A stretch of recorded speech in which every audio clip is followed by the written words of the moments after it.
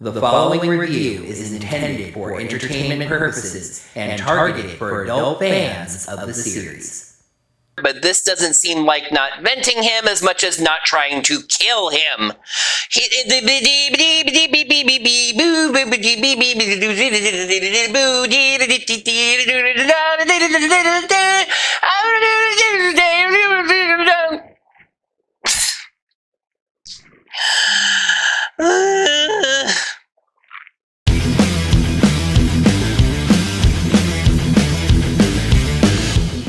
Hello there, heroes! I'm the Orange Ranger, and welcome to another Kamen Rider Dragon Knight episode review. This show has been a lot of fun lately, with interesting dynamic storylines and great action. It's time to add another rider to the mix, the 7th rider we've met in just 12 episodes. Really 11, because we met them last time. We're just learning about them this time. Let's take a look at the story of this mysterious pink rider. Or maybe I should call them the title of the 12th episode of Kamen Rider Dragon Knight, Kamen Rider Sting. Please make sure you're subscribed to the channel. Yeah, and make sure you got your notifications set up by hitting that little bell icon. Right you. What he said was, you can consider checking us out on Patreon or Ko-fi at Orange Ranger Videos. After the recap, we kind of pick up exactly where we left off. Sting keeps calling Dragon Knight an alien and says that the United States will not allow these aliens to keep taking their citizens. Kit tells him that he has it all wrong, but Sting says that's not true and starts having a flashback. This is such a weird time for a character to have a flashback that I really see it more as a narrative function. It's not that Sting's pausing right here to have a flashback. The audience is just stepping away for a moment to get some backstory. Okay, I guess that makes sense. At a military base, we see a young man and his father, both in military uniforms, sitting and waiting. The father says that 4 generations of the Ramirez family have served this country, and Chris here is not going to be any different. He's all too eager, so clearly that's not whatever the issue is. A doctor then walks out and delivers the hard news. Chris has asthma, and it's advanced too far for him to safely serve as a soldier. The doctor clarifies that he's getting a full, honorable medical discharge, but Chris insists that he's going to serve anyway. The doctor says there are other ways for Chris to serve, which would mean that he wouldn't need the medical discharge. And these, my heroes, are exactly the kind of things that send me to Google. Number 1, yes, asthma can advance with age, although it's really more from adulthood to middle and older age, as opposed as from childhood to adulthood. Of course, I don't have asthma, so I could be talking out of my butt here. Number 2, serving in the military with asthma is tricky. You have to be symptom-free to enlist, as Chris obviously was, because he is in the military at this point. But yes, depending on your job function, you can get a medical waiver and continue to serve. An IT specialist in the military, for example, is probably not going to be too impacted by being asthmatic. His father, however, rejects this out of hand, clarifying for the audience that the Ramirezes have always been Marines, and Chris is going to be one as well.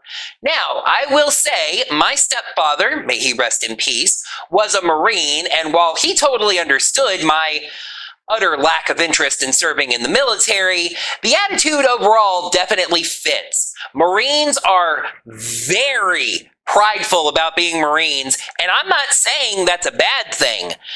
The problem here is there are plenty of jobs in the Marines dealing with computers and the like, where again, asthma wouldn't really be a problem.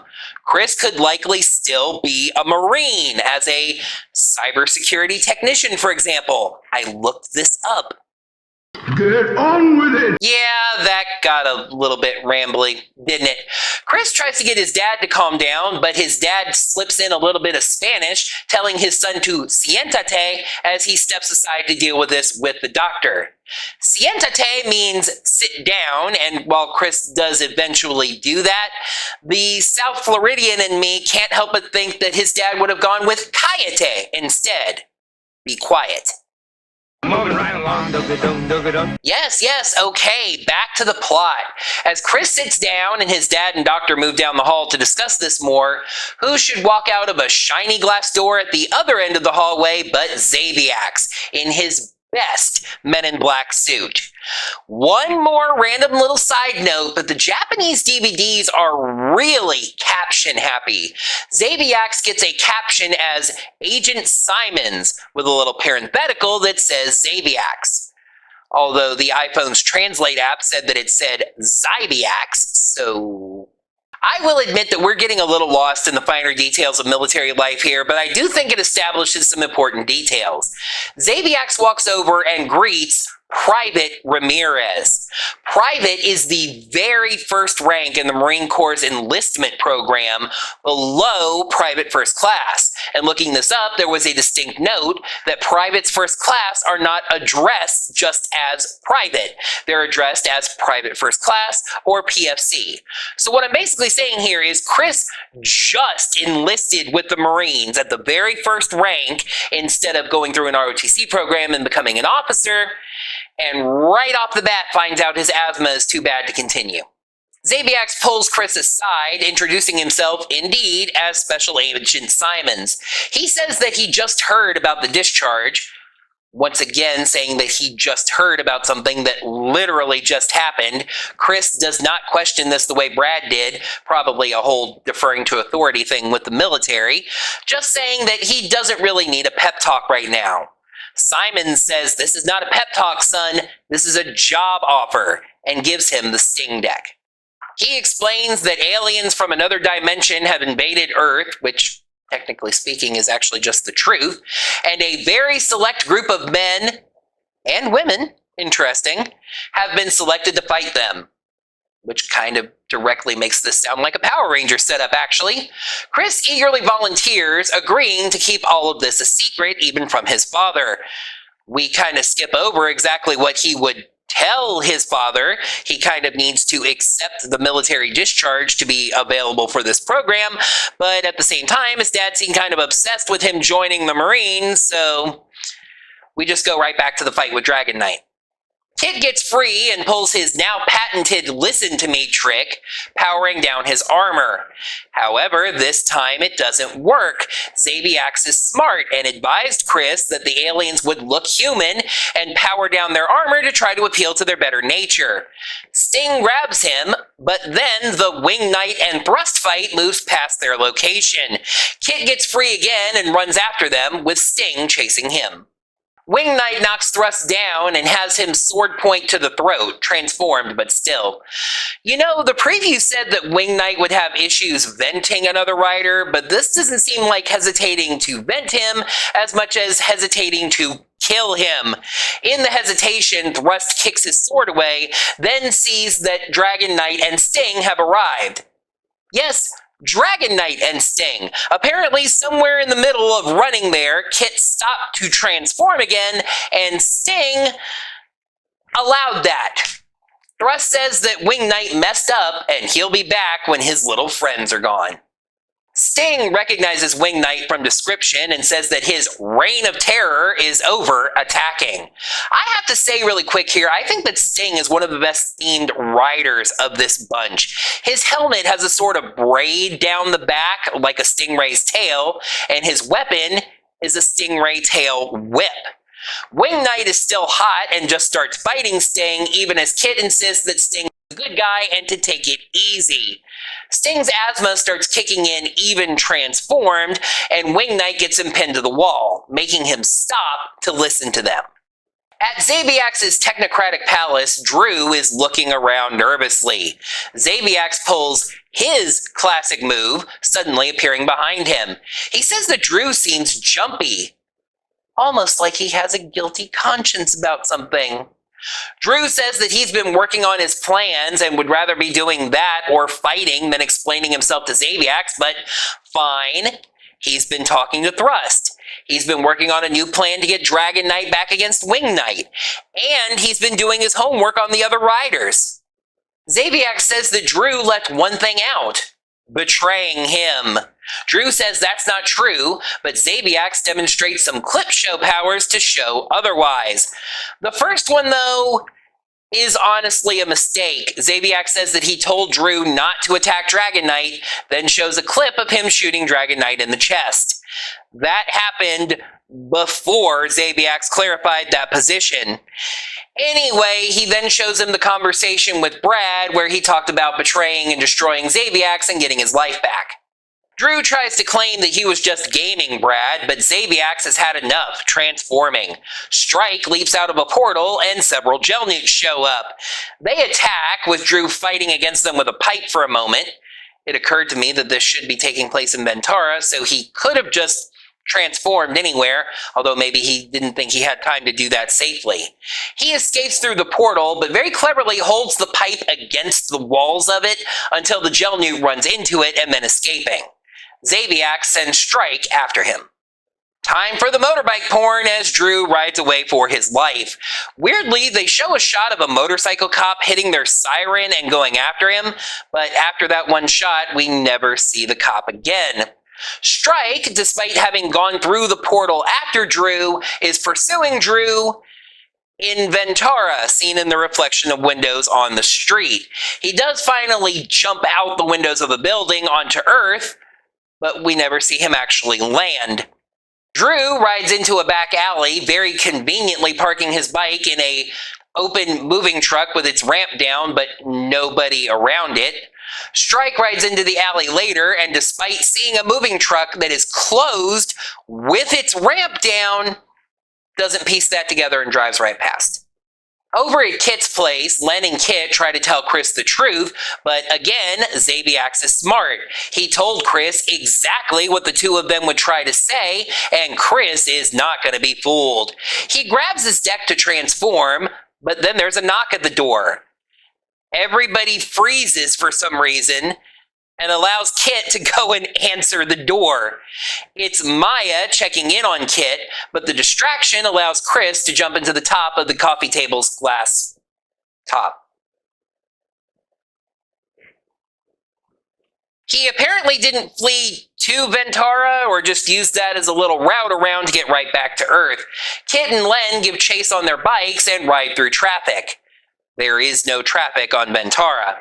Len eventually finds Chris begging him to listen and saying that they need the help of someone like him against Zabiax. But he transforms into Sting and starts attacking. Len transforms into Wing Knight and they start fighting. Then they ride over to some other Ryuki footage. Seriously, they jump into a mirror, take their capsule bikes to Ventara, and find each other from opposite directions again, resuming the fight and summoning their weapons. After fighting for a little while, Sting uses Copy Vent, the ability that I mentioned Camo not using. I looked this up, and stingrays do have some limited forms of camouflage, so I guess that kind of makes sense. In this case, it doesn't copy the rider's form, but their weapon, giving Sting a copy of Wing Knight's sword.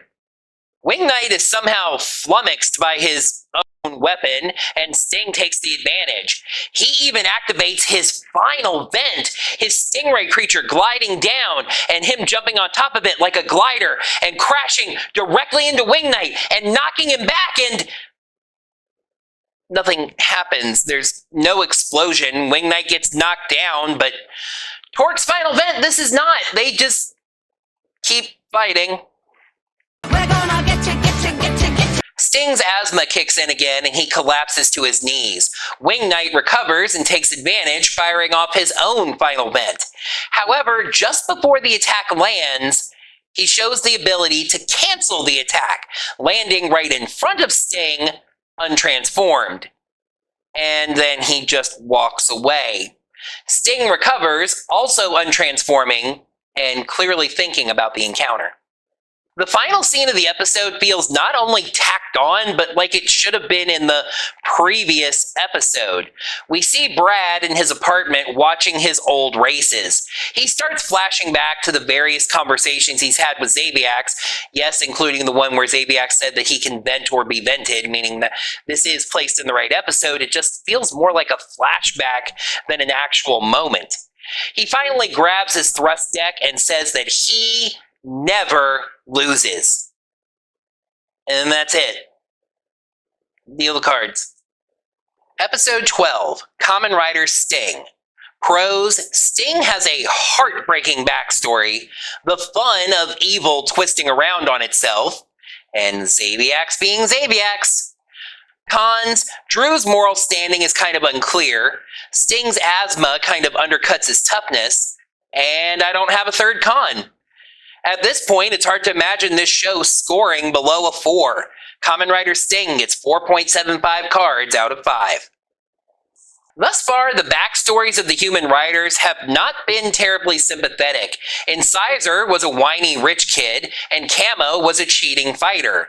Thrust has been a little more sympathetic since he's being blackmailed, but really Brad shows those same tendencies as Camo at wanting to win at any cost. But now we have Chris Ramirez, Kamen Rider Sting, a kid that just wants to do right by his country and his dad, dealt the crappy hand of having asthma, perhaps the biggest and most tragic case of Zabiax taking advantage of someone and twisting what they love to his benefit. This one is kind of tied to a con, but it's always fun to see the forces of evil twist around on themselves. This obviously centers on Drew, no longer trusted by Zabiax, if Zabiax ever trusted him to begin with.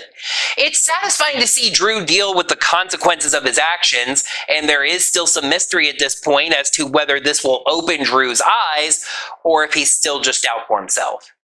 Zabiax is just getting to the point where I'm going to have to leave him out of the pros every week because it's just going to get repetitive and we're just going to have to assume that he is a pro in every single episode he's in.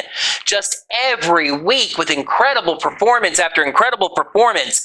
What stands out to me here is how Zabiax is able to mold himself so well into whatever he needs to be to convince the next rider to join up. Maybe it was actually an inspired choice to find a distinguished character actor for this role since Zabiax has so many faces. Here, Agent Simons, the perfect Men in Black style, inspiring yet mysterious government agent. This is the tied-in con to the whole evil twisting in on itself thing. It is fun to have a character in Zabiax's employ turning on him and Zabiax not trusting them anymore and etc. But having that be Drew is actually kind of problematic.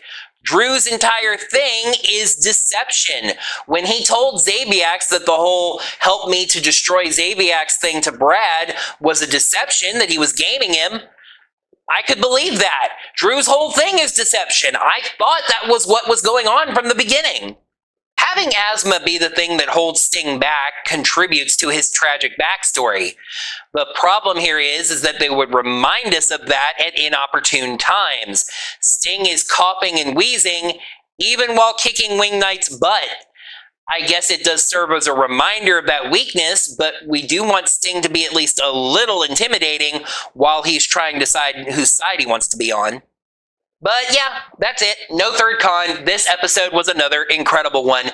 Dragon Knight is on a string of winners that almost makes me hesitant to return to my other channel, Orange Ranger Plays.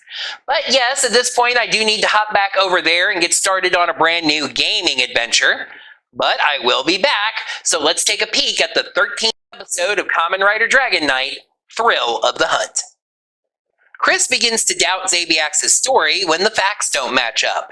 Drew tries to recruit Kit as an ally, but he's not receptive. Thrust hunts down Wing Knight, determined to finish the job this time. That is going to do it for another Kamen Rider Dragon Knight episode review. Thank you, heroes, so much as always for watching. Now that the episode's done, you can let me know what you thought of this episode as well as my review of it down in the comments below. While you're down there, smack that thumbs up button and let me know that you enjoyed this video. And I do hope that you'll follow me on over to Orange Ranger Plays for the start of my next Let's Play adventure. But until then, heroes, may the power of the cards protect you. After the preview, we kind of... because it's a recap. The father says a young man, okay, it's father.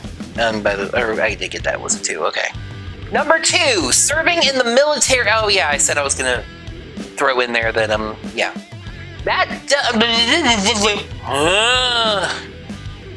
And right off the bat,